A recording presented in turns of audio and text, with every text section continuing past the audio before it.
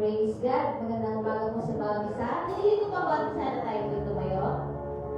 Alam ko po na hindi aksidente na tayo narito sa sambahan sa ngayong umaga. So, alam ko po na bawat isa sa atin ay may layunin, may desire. Bakit po nandito po tayo sa ngayong umaga? So, kung ano man po yung desire natin, naway mapapurihan po natin ang Panginoon. Maitaas po natin sa ating buhay ang ating Panginoon. Amen? Amen. Hallelujah. Ibigay po natin sa Kanya ang totoong pagsamba sa ngayong umaga. Yun lang po ang nais ng ating Panginoon sa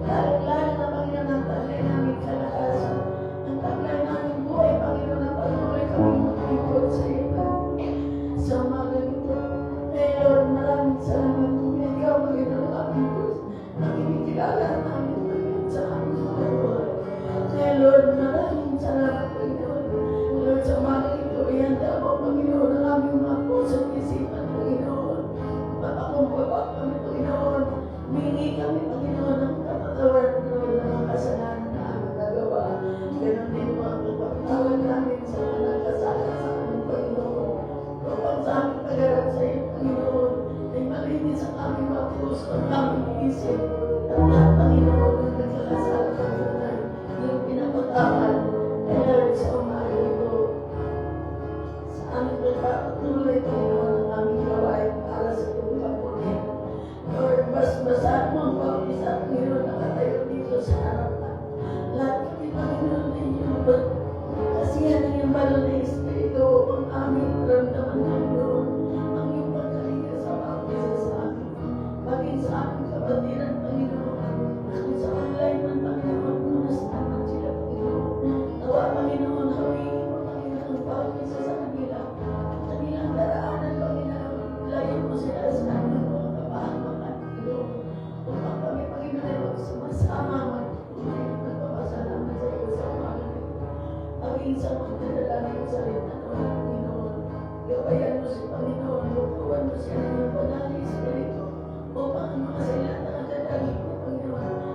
Hindi mo sa aming mga puso at isipan, Panginoon. Patuloy namin, Panginoon. Ikaw, Panginoon, ang aming tatanghal, Panginoon, sa mga oras dito. Sa anong oras ng Panginoon, nandiyan ka, Panginoon, nakalimutan sa amin. Kaya Lord, maraming salamat, Panginoon. Ikaw ang aming pinupuri at pinapasalamatan. Ikaw ang aking pagdalangin ay makapuri ko sa salamat.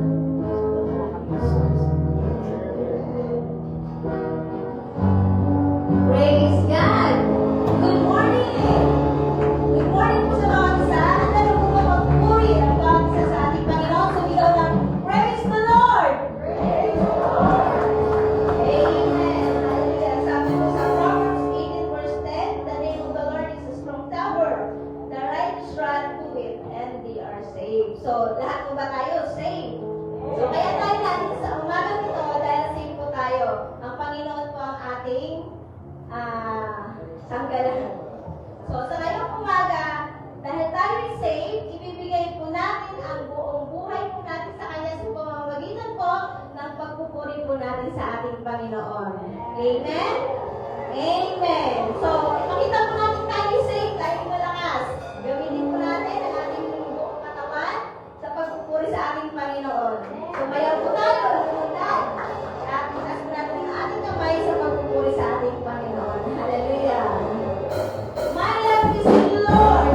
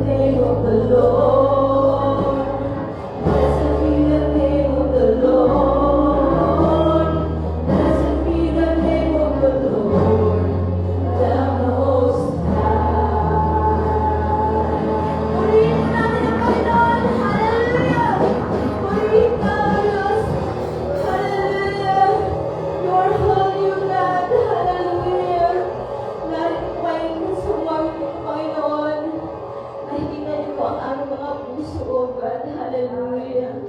Purihin ka, Panginoon. Hallelujah. Sa umagang ito, Panginoon, nakikita ko ngayon ang aming mga puso. Nakikita ko, O God. Hallelujah. Sa umagang ito po, nakikita po ng Panginoon kung ano ang laman ng ating mga puso. Nakikita ng Panginoon kung ano yung ating mga pangangailangan. Sa araw-araw, ang Panginoon ay nariyan kasama-sama po natin. Lagi na andyan, kung tayo may mga problema,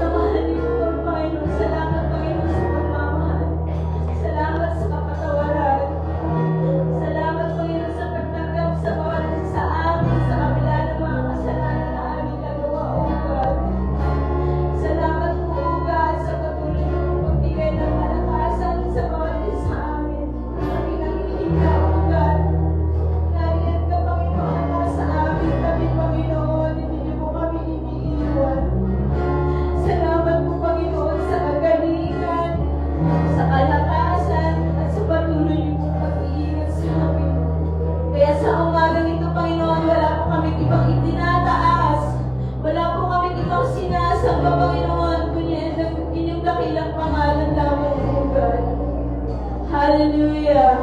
Purihin ka, Panginoon, at sa iyo po namin binabalik ang pinakamataas na papurit pasasalamat sa tanging pangalan ni Jesus. Amen. Palakpakan po natin ang Panginoon. Hallelujah. Purihin po ang Panginoon. Hallelujah. Purihin ang Panginoon dahil nakikita ko po na marami po tayong bisita sa ngayong umaga. Welcome po kayo sa gawain ng ating Panginoon sa umaga ito. Magkabayan po natin ang ating mga bisita. Salamat po sa inyong pagdalo sa gawain ng ating Panginoon sa umaga ito. Pagpalain po kayo ng Panginoon. Hallelujah. Pagayan po natin ang mag-isa.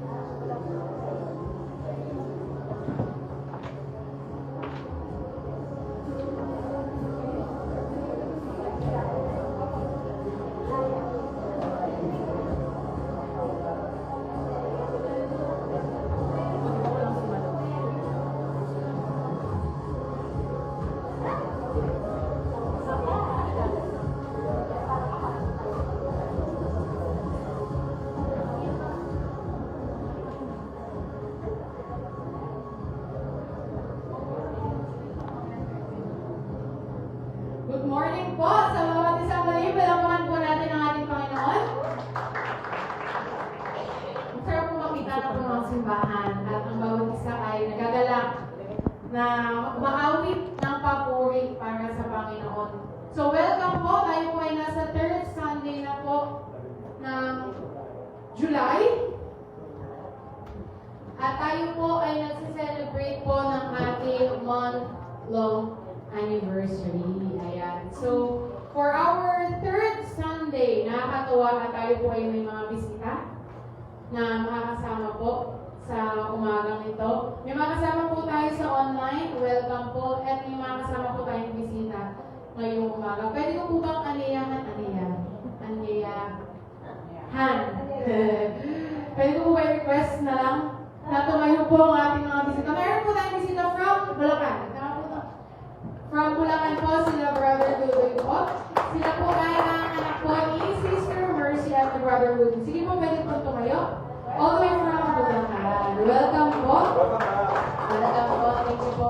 And ano tayo Hindi lang pala, hindi, kasi worldwide, kasi may mga kasama pa tayo sa ibang bansa. Pero, ngayong araw, tayo po ay nationwide. Meron po tayo mga bisita all the way from Southern Leyte. Sabi sa inyo eh. Pwede mo may request? So we have Sister Lerma, kapatid po ni Brother Larry Pamor. Ayan. So we have Sister Ira. Jaira.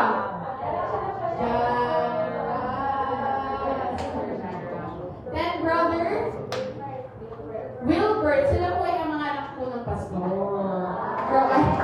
Pressure. Sure. Sila po ay mga kapamilya po nila Brother Larry sa Leyte. We are blessed kasi po yesterday we had child dedication na sila din po ang mga nakasama natin. So, it is a blessing from God that as we celebrate our month-long anniversary, may mga nakakasama po tayong bisita. Ayan. So, isang linggo na lang at tayo po ay mag-celebrate na po ng ating anniversary. It is just a celebration, pero actually, nag-start po ang church, the First for Gospel Church, Pinya National Highway, or RFSGC Mercedes, second week ng July. Ayan. But we're going to celebrate it next Sunday po. So, para po sa ating announcements, ito po yung flash na lang po, but we are going to have our offering na po. And may I call on Brother Dennis para i-lead po tayo sa ating offering.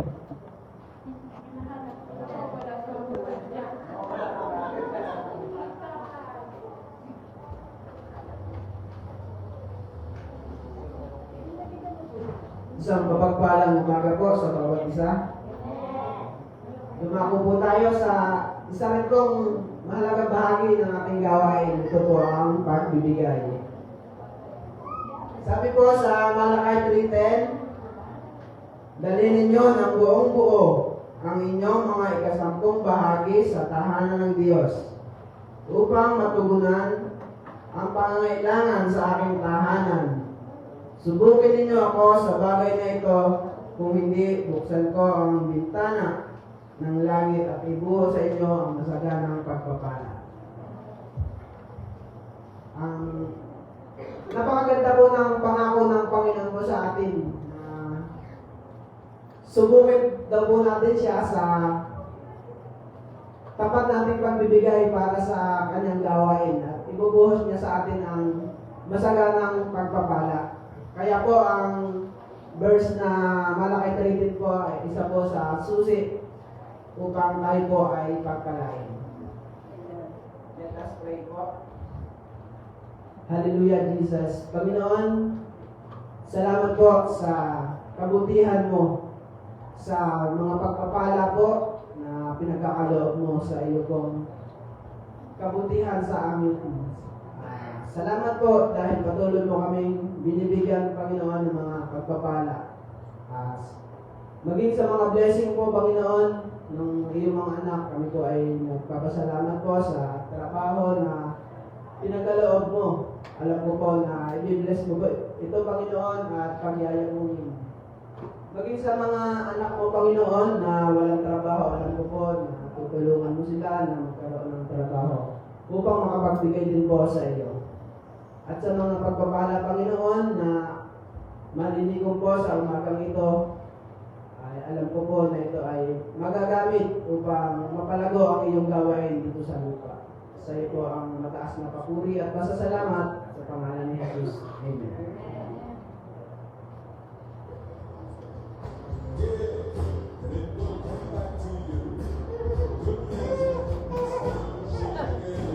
Ihulog ko kasi sa offering basket.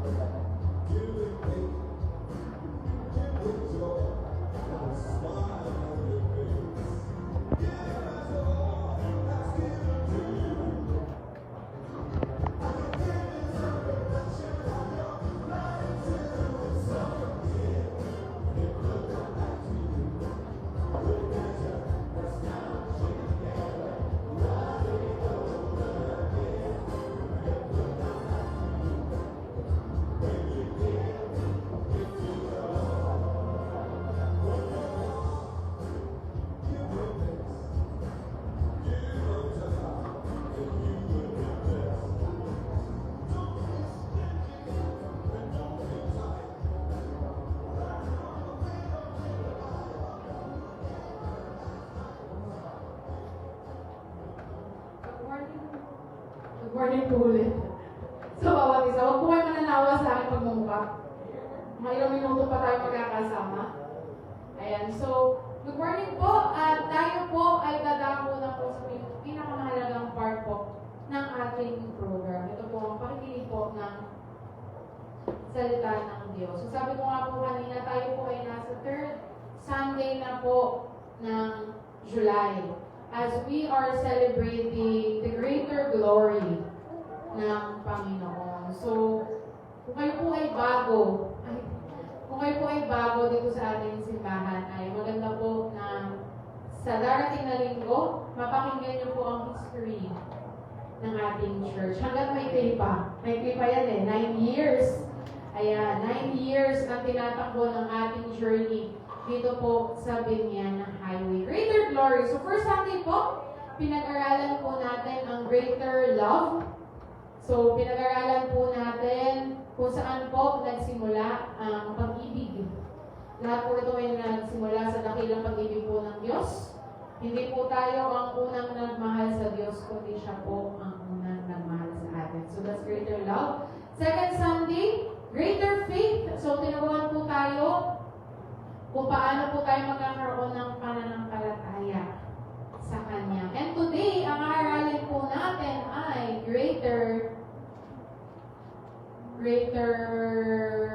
depende po sa slide. Yan. Greater future. Greater future, God's promise beyond our present. Sige po, tayo po muna ay pumikit at yumuko at tayo po ay mananalangin. Let's pray po. Lord Heavenly Father, we thank you, Panginoon, sa umaga na inyong binigay. Thank you, Lord, for this opportunity for us to be in your presence, to be here, O Lord, na makapakinig po ng iyong salita. Salamat po, Panginoon, sa siyam na taon na binigay niyo po sa amin, Panginoon. And we know that as we have this journey, marami ka pa pong ipapakita sa amin, especially, O Lord, in your ministry. We're praying, Panginoon, that as we learn more about greater future, about your promises beyond this present time, O Lord, we're praying na ito po ay aming may apply, Panginoon, at nadalangin po namin na ikaw po makita, Panginoon, sa umaga nito. Patawarin mo po kami, Lord, sa aming pagkukulang at pagkakasala sa Pangalan ni Jesus. Amen. And greater future. Greater future, God's promise beyond our present. Ayaw po ba ay takot sa future? Takot po ba tayo sa future? Hindi. Ang iba po, actually, karamihan po sa mga tao ay takot sa future. Ano nga ba ang mangyayari sa future? Ano nga ba ang mangyayari mamaya? Diba? Kaya nga ang iba, napunta sa Quiapo. Diba may ano doon? May mga bilog-bilog. May mga bolang kristal. Kaya may mga yung cards. Yan. So, may mga tao po talaga, meron sa atin na takot po sa future. Hindi alam, ano ba ang mangyayari sa akin sa future? Sa mga students, makakapagtapos ba ako? Makakagraduate ba ako? So, working, mapopromote kaya ako? Tataas kaya ang sahod ko? Sa mga business, lalago kaya ang aking business? Mag-expand kaya ang aking business? Sa mga single, makapag-asawa ba ako? Ay, may namuna. Makapag-asawa pa daw ko siya. Siya ang kanya nagalit. Yeah. Sa mga single, makapag-asawa pa ba kayo? Makapag-asawa pa ba? Yeah. So, lahat po yung mga tanong na yan ay tungkol sa future. Pero bilang Kristiyano, hindi po tayo nabubuhay sa mga predictions. Yan. Huwag na natin abangan sa Facebook yung kay Baldwin. Huwag na po natin abangan. Baka everyday, baka every hour, every day, tinitingnan pa natin, ano ba ang mangyayari sa mundo? Saan ba tatama ang earthquake? Yan. So, huwag na po tayo maniniwala doon. So, huwag na po tayo pumunta sa mga manguhula. Kasi tayo po mga Kristiyano, tayo po ay nabubuhay sa pangako lamang ng Diyos. Sa pangako or the promise ng Diyos. Sabi po sa Jeremiah 29. If you have your Bible with you po, you can open it. But meron po tayo dito sa screen. Sabi po sa Jeremiah chapter 29, verse 11. For I know the plans I have for you, declares the Lord. Plans for welfare and not for evil, to give you a future and a hope.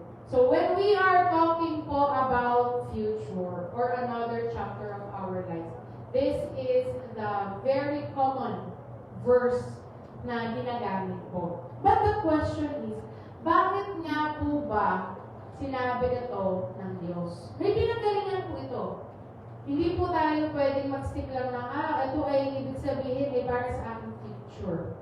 So let's dig deeper po kung ano ba ang sinasabi ng Diyos dito po sa Jeremiah chapter 29. So let's have Jeremiah 29 verses 4 to 11. Let's start with verse 4. Sabi po, thus says the Lord of hosts, the God of Israel, to all the exiles whom I have sent into exile from Jerusalem to Babylon. That time po, ang Israel po ay nasa Babylon. Sila po ay captive. Ano po ang Tagalog ng captive? Slave. Slave. Sila po ay bihag. Ayun. Sila po ay bihag. So that time po, nawasak ang Jerusalem, nawasak po ang temple, marami ang namatay, marami po ang nawala ng pag-asa. But God instructed them to rebuild it. Sabi po sa verse 5. Build houses and live in them. Plant gardens and eat their produce. Verse 6. Take wives and have sons and daughters. Take wives of your sons for your sons and give your daughters in marriage, that they may bear sons and daughters, multiply there and do not decrease. Verse 7. But seek the welfare of the city where I have sent you into exile, and pray to the Lord on its behalf, for in its welfare you will find your welfare. And verse 8. For thus says the Lord of hosts, the God of Israel, do not let your prophets and your diviners who are among you deceive you, and do not listen to the dreams that they dream. So after God instructed them to rebuild it, ang sabi po ng Panginoon, magtayo kayo ulit ng bahay, magtanim kayo. Ito ang inyong kakainin, yung mga asawa, yung mga anak nyo, at yung ibang mga kababaihan sa inyong lugar ay pag-asawahin nyo, that they may bear sons, that they may have daughters. Sila daw po ay mag-multiply at hindi po sila mag-decrease. So, this time na sinabi po ng Diyos na sila po ay mag-rebuild, kailangan po nilang ma-rebuild kung ano po ang mga nasira. God told them sa verse 8 na wag po silang magpalinlang. Diba? Do not let your prophets and your diviners who are among you deceive you. Huwag magpapalinlang sa kanilang mga naririnig, sa kanilang mga naiisip, even sa mga napapanaginipan ng iba. Sabi po sa verse 9, for it is a lie that they are prophesying to you in my name. I did not send them, declares the Lord. So this is sabi ko kanina, na pupunta pa tayo sa ibang lugar para lang, ano ba ang mangyayari sa akin sa hinaharap? Diba? Yayaman ba ako? Sino ba ang aking mapapangasawa? Ilan ba ang aking magiging anak? Ayan. Sabi, it is a lie. They are prophesying to you in my name. I did not send them. Hindi daw po ito galing sa Panginoon. Verse 10.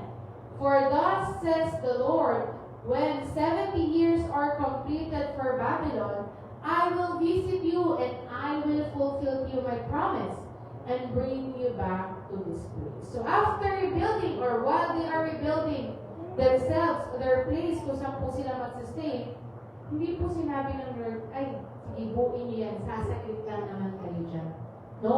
Sabi po sa verse, for thus says the Lord, when 70 years are completed. So after 70 years, siya po ay babalik to fulfill His promise and bring them back to their place.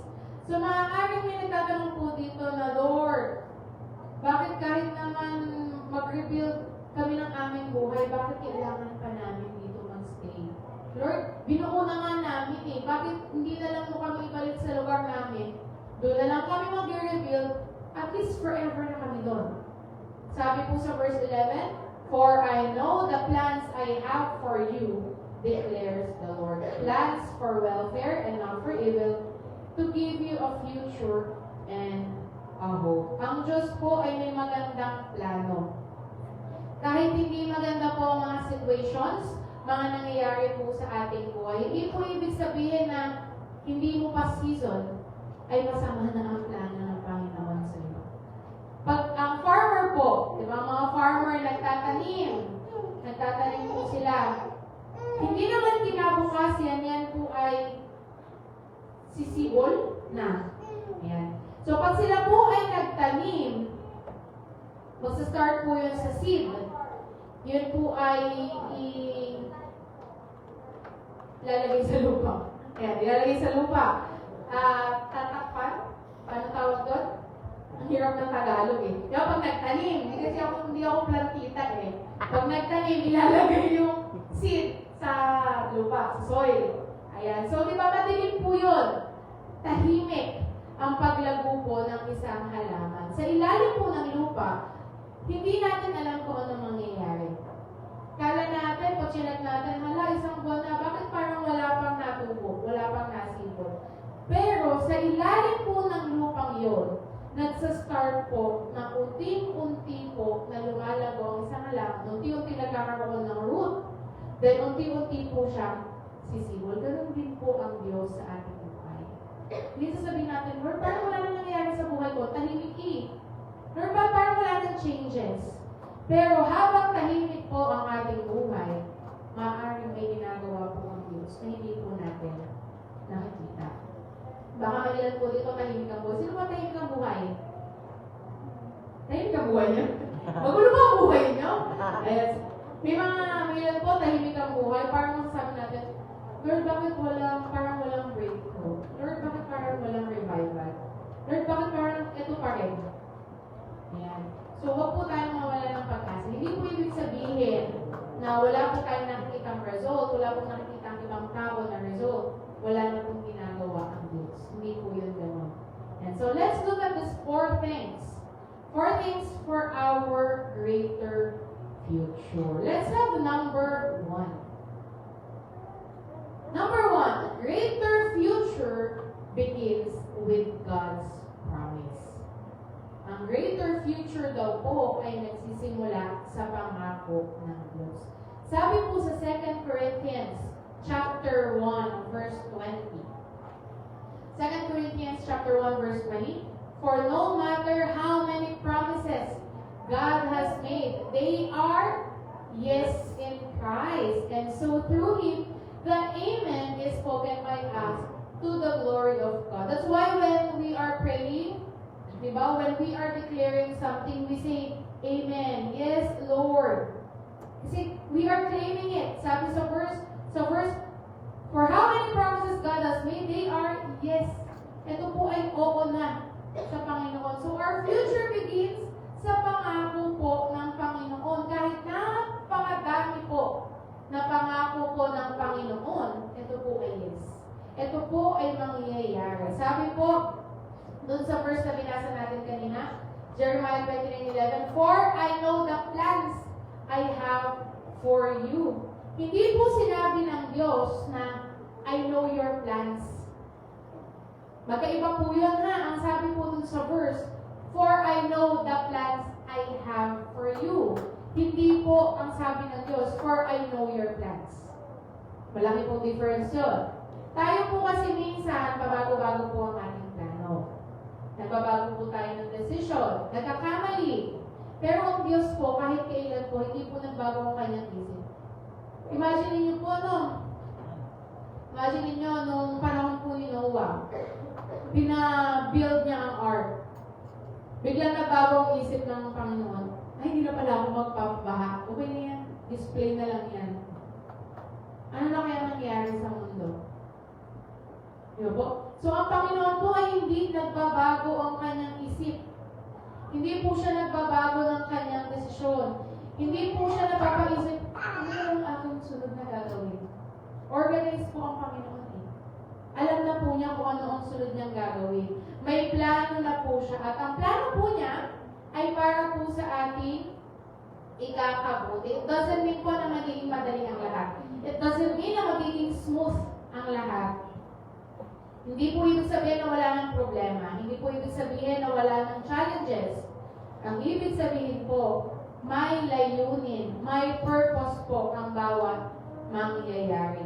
When God is the author of your future, even the painful chapters have a purpose. Naalala niyo po ba yung incident ng ating church doon po sa 3rd floor? Ang sakit noon sa simbahan. Nawalan tayo ng gamit. Imagine niyo, uunti lang ang gamit natin noon. Tayo ay nag-average ng 20 to 25. Uunti pa lang ang ating mga gamit. Ang mga gamit noon ay mga pinagtulungan pa lang ng members. Yun po ay 2018 rather. That's 2018. 2018 po na tayo po ay nanakawan. Ang mga nakuha, computer, projector, na yun po ay bigay lang ng mga members. Bigay po yun ng mga kakilala for the church. Masakit po yun. But, sabi po sa verse, when God is, for this quote, when God is the author of your future, even the painful chapters have a purpose. We keep on saying that time, yung nag-donate po ng projector, inaaral po namin nila, Pastor, paano ba yan magkaka-TV? Kasi hindi, malabot na yung projector na yun yung maliit nun, maliit na ang projector. Hindi namin lubos maisip kung paano magagawa na magkaroon po ng TV sa church. Isa po ang projector sa nanakaw. The sound system, the speaker, may maliliit po kaming speaker doon na nawala. Nanakaw din. Kasama po siya sa nakuha. But, this is a painful chapter. But, when the Lord moved, may purpose siya. Nung lumipat po tayo dito after that incident, hindi po tayo nahirapan humanap. Actually, hindi natin hinanap. Sila po ang nagsabi, magbibigay ako sa inyo ng TV. Ito po yun.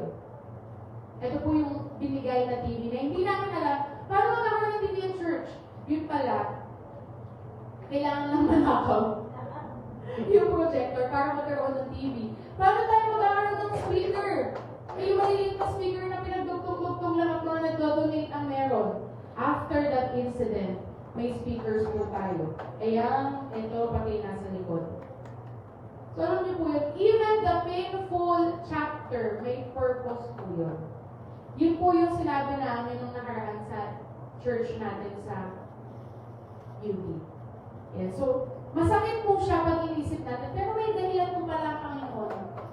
Kung hindi po nangyari yun, wala po kayo dito ngayon. Wala ang masangkay, ang pamo, wala si Ate Eliza, sila Ate Maricel, sila Sister Edna, Maitem. Wala po kayo halos. Siguro kami pa lang, bakit? Hindi tayo makasyahin, ang kasya lang po doon ay 30. Pero dahil sa nangyari yun, may purpose pala ang Lord. Sabi ng Lord, alis na kayo dyan, moralis na kayo. Kasi may ihahanda akong mas malaking lugar para sa inyo. So, nung inaaral ko po ito, I remember the quote na ginawa po namin doon sa newsletter. God is the only one who can turn tests into testimony, trial into triumph, and victory into victory. Masakit po siya isipin, but after this, pinakita po ng Panginoon kung ano po ang purpose. At ito po ang kanyang pangako. So, dito po magsisimula yon dahil po sa kanyang pangako. So, minsan, ang buhay po natin parang hinuhukay din. Hindi ibig sabihin na hinuhukay, hindi po ibig sabihin na may pinagdadaanan po tayo. Ibig sabihin po ba nung sinisira na ni Lord ang ating buhay? Hindi po. Mas pinapalalim po niya ang foundation at ang relationship natin sa Kanya. Sabi po, delay does not mean denial. Hindi po ibig sabihin na, Lord, ilang taon ko nang pinag-pray. Ayaw namang sagutin. Ayaw mo ba sa akin, Lord? Hindi. Delay does not mean denial. So, kung titignan po natin, ang delay po ng pangako ng Panginoon sa ating buhay, parang Lord, tinalikuran mo na ata ako. Sa Panginoon po hindi. Ibig sabihin lang po niya, kailangan po natin hintayin ang ating season. Kasi lahat po, hindi naman po sinabi natin gusto natin, yun po ang kalooban ng Lord para po sa ating buhay. And so, delay does not mean denial. Ibabad natin sa panalangin, i-align natin sa kalooban ng Panginoon. So, greater future begins with God's promise. Number 2, greater future requires present faithfulness. Greater future requires present faithfulness. Sabi po sa Luke chapter 16, verse 10. Luke chapter 16, or Lucas chapter 16, verse 10. Ang mapagkakatiwalaan sa maliit na bagay ay mapagkakatiwalaan din sa malaking bagay.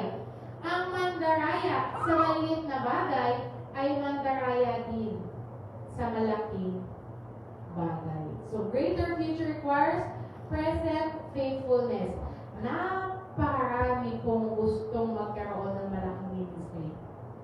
Sino po ang gusto ng maraming ministry? Taas nga po ang kamay. Nang mailista. Aba, ang ating church ay kailangan ng mga ministers. We are blessed. Madami po tayo ministers in this combine. Napakarami po ang gusto magkaroon ng maraming ministry. Napakaraming tao na gusto ng malalaking ministry. Pero ayaw naman maging faithful sa maliit. Ayan.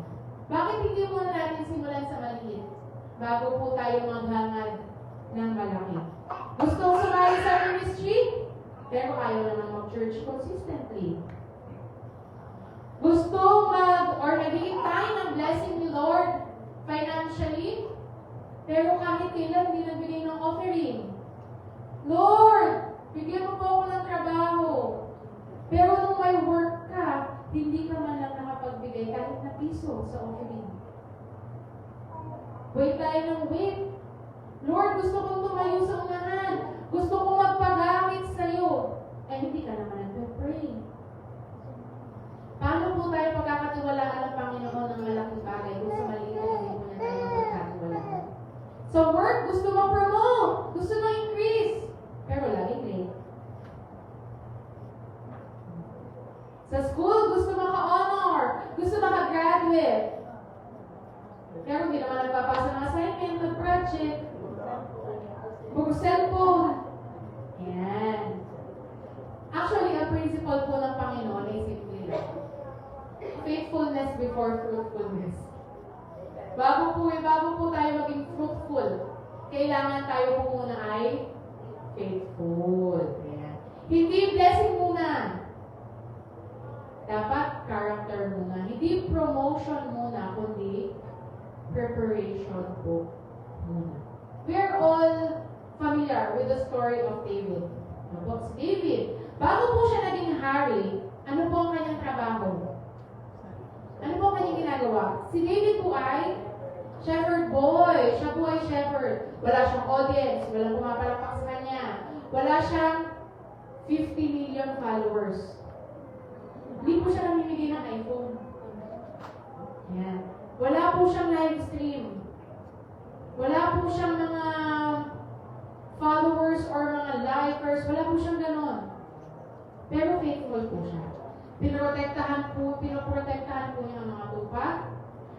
Pinatay niya ang leyon. Pinatay niya ang bear. Ang tawag ng bear. Also, ayan. So, at nung dumating po yung time po na kailangan niyang harapin si Goliath, handa siya. Kaya niyang kalabanin si Goliath. Hindi naman po kasi siya nagsimula sa battlefield. Nagsimula po yung kanyang faithfulness sa pasture. Kaya hindi po siya nahirapan. Di ba sabi nga, imagine niyo sa liit ni David. Sa illustration, kung babasahin po natin ang Bible, maliit lang si David. Sa kanya nakita ng shepherd boy na malaki. Tupa nga lang ang hawak eh. So, hindi mo kailangan ng malaking tao doon. So, si David po ay maliit, pero tinalo po niya si Goliath.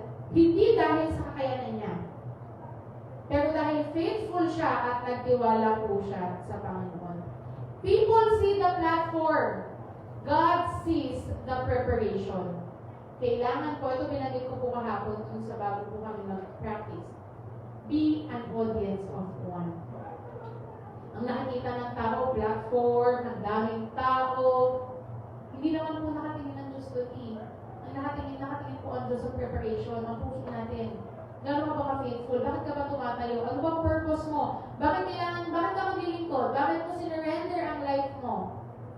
Ikaw ba ay Ayan. So, people see the platform, God sees the preparation. And let's be an audience of one. Huwag po tayo tatayo para lang magpakitang gilas. Ngayon po kasi may mga churches po na pag pumunta sila sa praise and worship, hindi mo na makikita, alam mo, parang hindi ka naman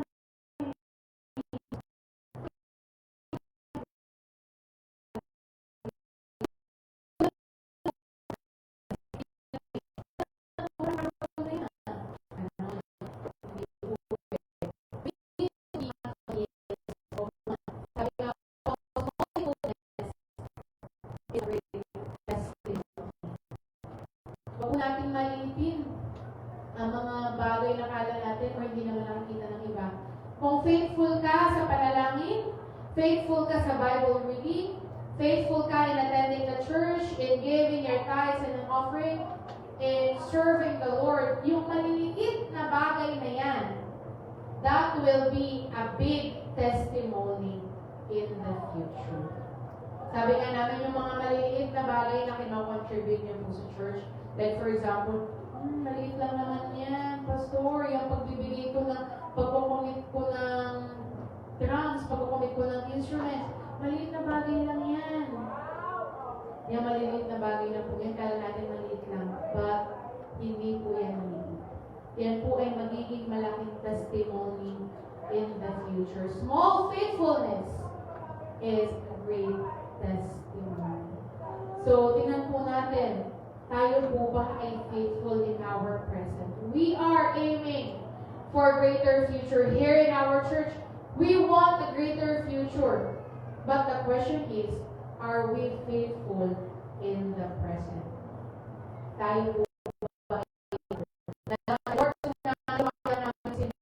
Lord, gusto na isa sa amin pinag-pray magkaroon ng sariling lote ng aming simbahan. Kayo po ba ay mag-a-agree? Gusto niyo po ba magkaroon ng sarili pong lote ng Binyan Highway? Amen. We need to be faithful in the present. How? Part po yan. Hindi po pwede po lang faith, po lang pray.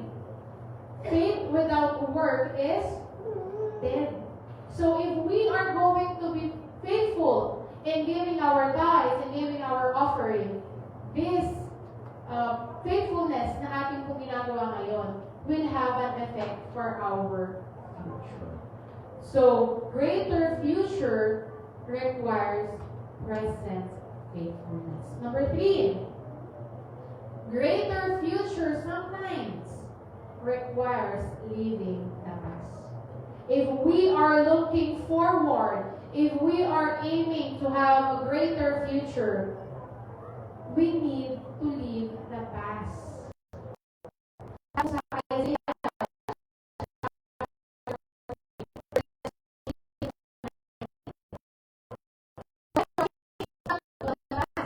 See, I am doing a new thing. Now it springs up. Do you not perceive it? I am making a way in the wilderness and streams in the wasteland.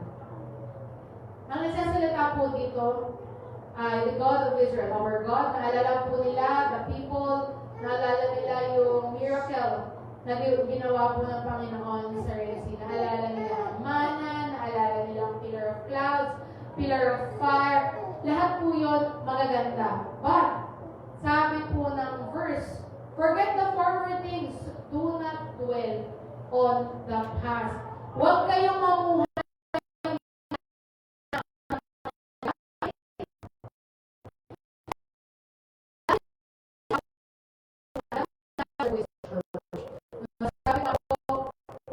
yung nangyari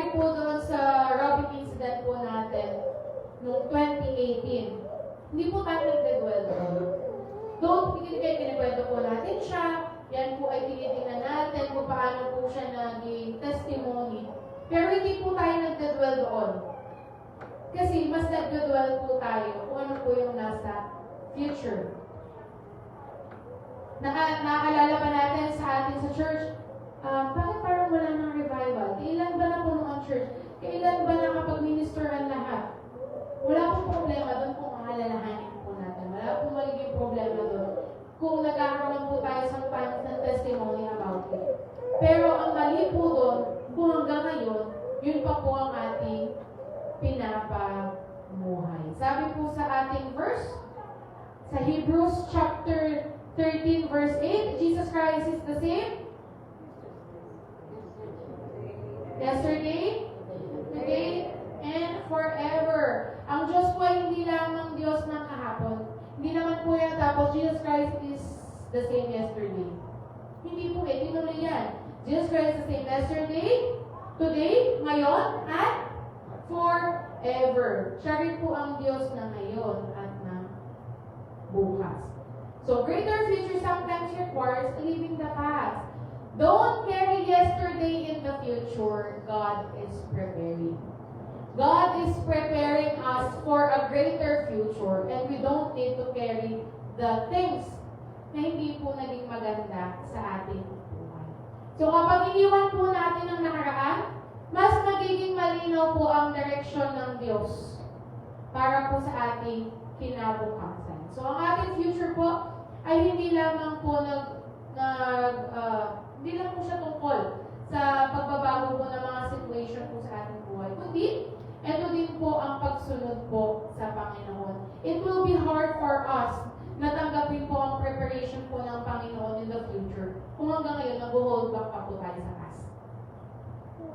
Imagine, tayo po as ministers, natayo po tayo dito sa unahan, pero ang bigat sa pakiramdam kung hanggang ngayon may binibit-bit-bit pa po tayo.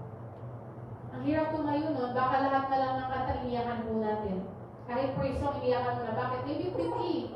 Hindi nakaka-release.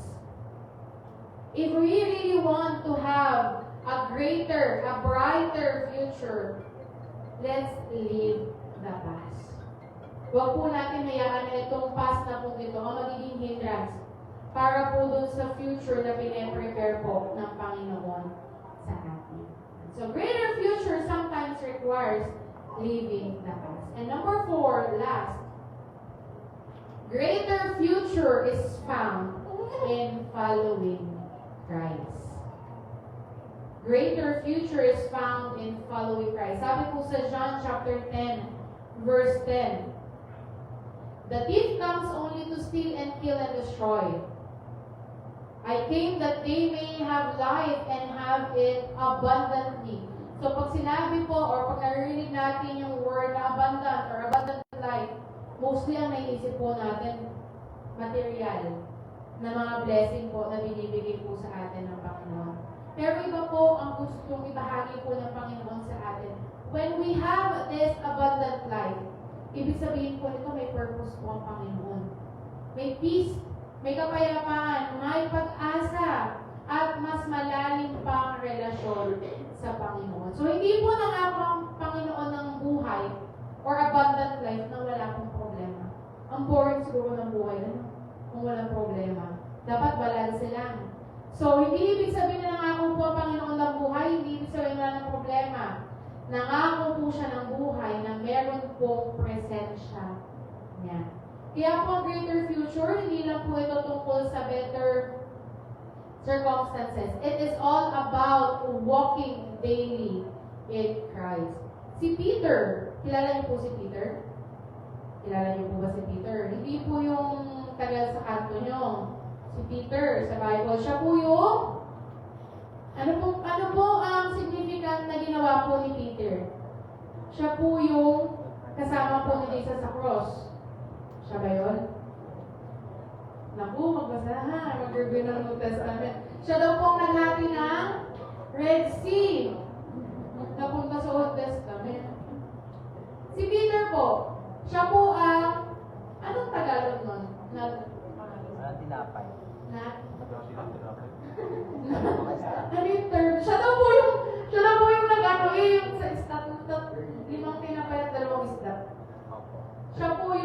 will? Ay, nag-deny. Kasi ano yung Tagalog po ng deny? Tumanggi? Tinatuwa? Ah? Pinagkaila. Si Peter po ang nagkaila po sa Panginoon ng ilang beses? 3. So, itinagi po ni Peter si Jesus 3 times. So, doon po, yun po ang naging significant actually kay Peter. Tapos sinabi si Peter, ay, si Peter yan yung hindi man lang kinilala ang Panginoon. Tinanggi niya ang Panginoon. Tinanong kung kakilala, hindi daw niya kilala. Yan. Hindi po natapos doon ang kanyang kwento. Huwag po natin tingnan si Peter na after nun na hindi na natin siya friend. Yan. Friend pa rin po natin si Peter. Why? After po that incident, hindi po natapos doon ang kanyang buhay. After po, mabuhay ulit po ang Panginoon, tinawag po niya si Peter. At ano ang sabi niya kay Peter?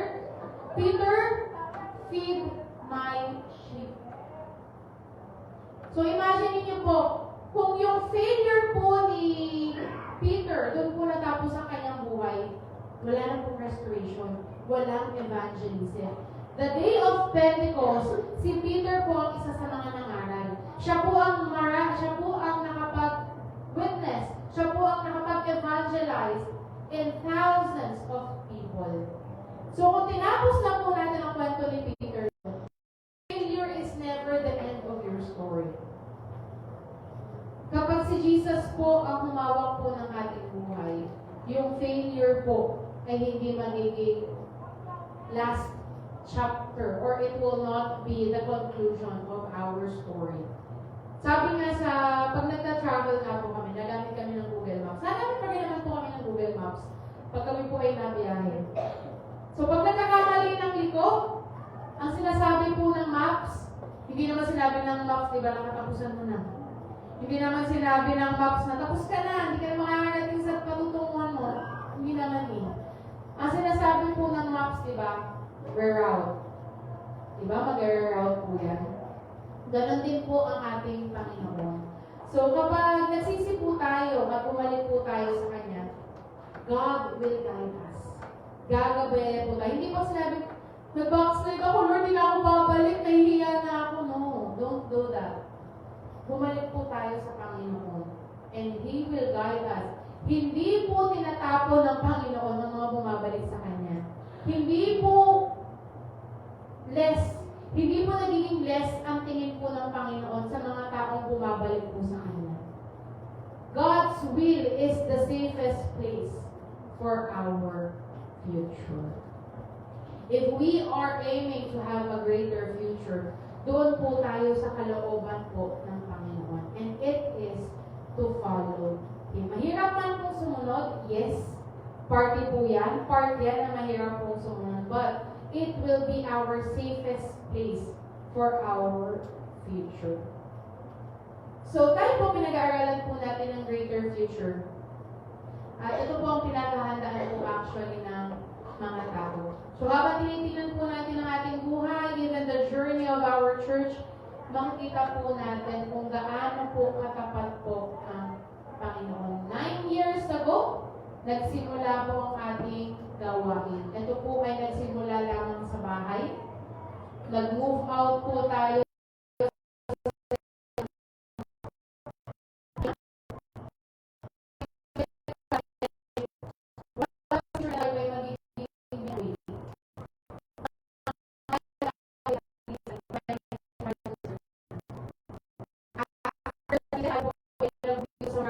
giving us 30 to 40 an average po sa ating place.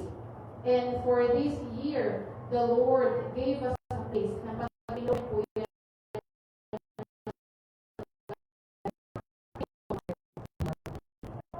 Marami po tayong mga pinagdaanan challenges. May mga seasons po na tayo po ay naghihintay. May mga pagsubok tayong pinagdaanan. May mga moments na kailangan natin manampalataya kahit di natin alam at nakikita kung ano man po magiging susunod na hakbang. Pero looking unto it, God brought us here today to celebrate our 9th year anniversary. So 9 years of God's faithfulness. Hindi po ito dahil sa kakayahan at kalakasan ng bawat isa. Hindi po ito dahil magagaling ang mga leaders, magaling ang pastor, magaling ang mga members. Hindi po tayo nakatingin sa sarili pong kakayahan. It is because of God's grace, God's love, and God's faithfulness. So as we celebrate, hindi po tayo nag-celebrate lang because of the number. We are celebrating the God who carried us through every season. Celebrate the prayers that God answered, the lives that were transformed, the families that were restored using this church, the souls that came to know Jesus. Ito pong ministry natin, ito po ay nagpapatuloy at magpapatuloy despite challenges. So every testimony is a reminder here in our church that God has been faithful. So ito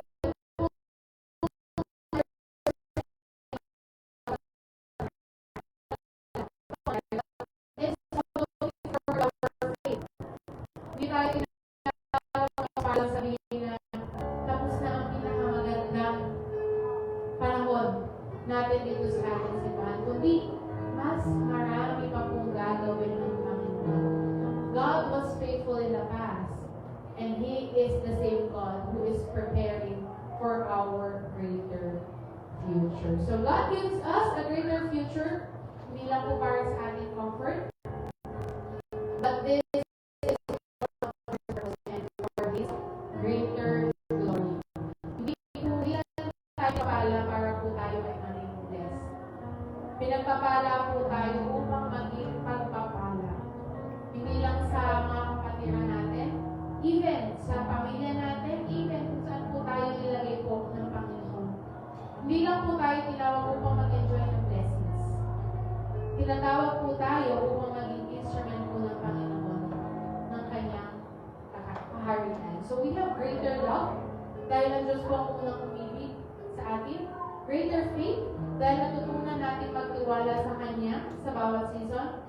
At greater future dahil naniniwala po tayo na mas maganda po ang plano ng Diyos para sa atin. And on Sunday, as we going to celebrate our anniversary, we are going to have the greater glory, the next chapter of God's faithfulness po sa ating buhay. So, inayaan ko po ang bawat isa na ninyo.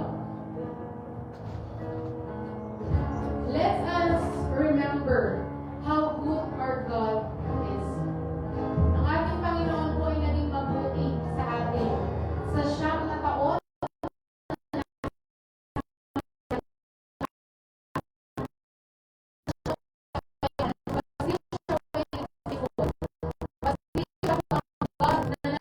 God natin in the past, the God natin in the present, and our God in the greater future. Let's sing all together.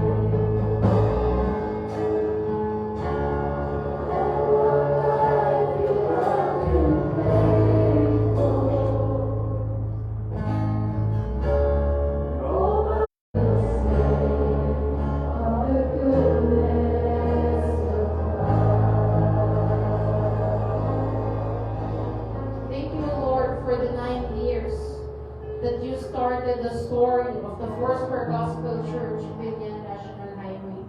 Salamat po, Lord, for being faithful to us. We thank you, Lord, for all the challenges, for all the circumstances that we face. Alam po namin, Panginoon, that you have a purpose why you allow these things, Panginoon, na maharap po namin.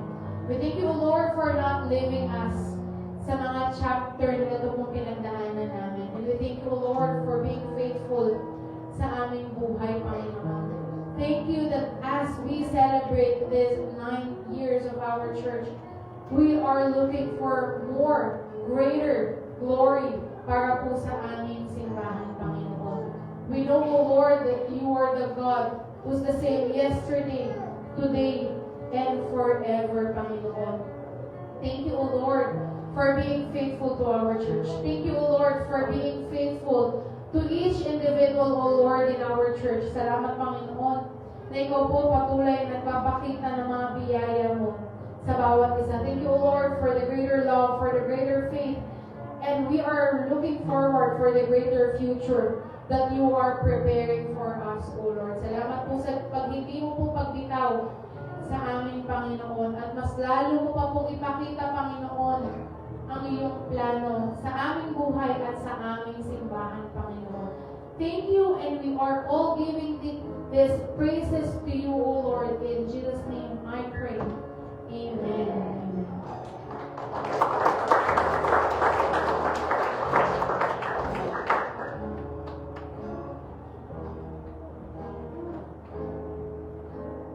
The message of the Lord today is for everybody na hindi po tapos pa ang Panginoon sa buhay po ng bawat isa. At ang pangako ng Panginoon ay kailanman ay hindi po nagbabago. Maganda po ang plano po ng Panginoon sa bawat isa. Panghawakan po natin ito, though we struggle a lot with a lot of challenges, a lot of testings and trials in life. Ngunit manatili tayong malakas, nakatindi, dahil may gagawin kong maganda ang Panginoon. Amen po. Palapakan natin muli ang ating Panginoon sa ating pong pagwawakas sa panalangin. With benediction, tayo po sa nalingin mo po ang panalangin. Purihin ka, Panginoon, sa araw na ito. Salamat sa mga salita mo na naihaya, O Diyos, at dalangin namin na ito po ay itatanim ninyo po sa aming mga puso, Panginoon. Ito po ay lalago at sa tuwing, Panginoon, darating ang sakuna at mangangailangan kami, Panginoon, ang iyong mga salita ay laging buhay. Ang iyong mga salita ay, Panginoon, ay aming po pagkain at kalakasan, Panginoon. At dalangin ko, O Diyos, na wala pong iyong mga anak na nailigaw ng landas dahil sila po ay nakatanim sa iyong mga salita, Panginoon. Pagpalain niyo po ang iyong mga anak. Dinideklara po namin, O Diyos, ang iyong mapagpalang provisyon sa bawat pamilya at individual ng iyong simbahan, ng iyong mga anak. Dalangin po, O Diyos, na patuloy niyo po kaming sasamahan saan man dako at saan man kami magpunta. Pananatilihin niyo po kaming malakas, matatag, Panginoon, sa lahat po ng pagsubok ng aming mga buhay, Panginoon, at patuloy mo kaming gagamitin, mightily God, sa iyong kingdom, sa iyong pong programa at sa iyong plano, Panginoon, sa mundong ito hanggang sa muli mong pagbabalik, Panginoon. Salamat, Panginoon, in-interest po namin sa iyo ang aming mga buhay, ang mahal namin sa buhay, Panginoon. Patuloy niyo pong ingatan ng bawat isa sa amin, O Diyos, at sa amin pong pagtatapos at sa pag-uwi ay tataglayin namin ang kalakasang spiritual, pagpapalang spiritual, Panginoon, at panibagong kaligayahan sa amin pong mga puso. Salamat, Panginoon, pagpalain ninyo po ang iyong mga lingkod, pagpalain ninyo po ang iyong mga anak. Sa iyo po ang lahat ng papuri at pasasalamat. Sa pangalan ng Ama, ng Anak, at ng Espiritu Santo. Amen. And amen. Isang mapagpalang karangalan po sa bawat isa. Thank you for coming and joining us today. See you next Sunday for our anniversary. Sa Sunday po, ang time po natin anniversary ay please be here po ng 8:30 dahil mag-start na tayo exactly 9 a.m. And then after that po, meron po tayo second part ng program doon po sa resort. Okay po? So maraming salamat po. Thank you for coming and see you again next Sunday. God bless po.